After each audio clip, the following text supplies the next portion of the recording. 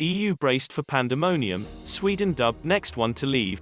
Before plunging into chaos, the EU could soon lose another member, as after Brexit, Sweden is the country most likely to leave the European club, a German lawyer told Express.co.uk. A clash over housing policy in Sweden led to a full-blown government crisis on Monday as a fragmented parliament withdrew its support for Social Democrat Prime Minister Stefan Löfven. In a vote of no confidence, 181 lawmakers voted against Mr. Löfven, with 109 in favor and 51 abstentions. Mr. Löfven now has a week to decide whether to call a snap election, or resign and try to build a new governing coalition without a new election.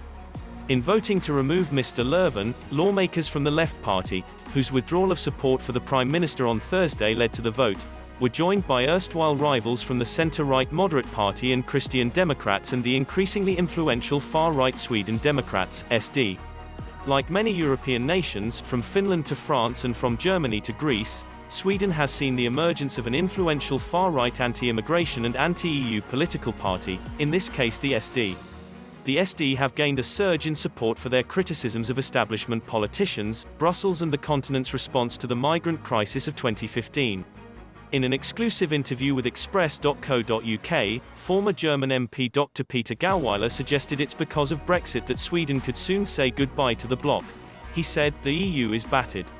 It could recover, but the situation will only improve if they release competencies again. The big help for us Eurosceptics has been the UK. Brexit is the best proof, as things are most likely to be going better than before for the British. Some people are saying that Sweden will be the next one to leave."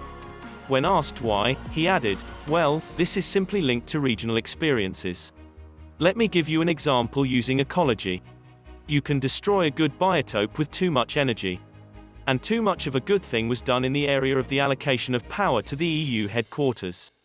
And those who clearly see this and have to pay and don't just look at this from the perspective of subsidy aspects, those are of course the first ones to feel the negative consequences."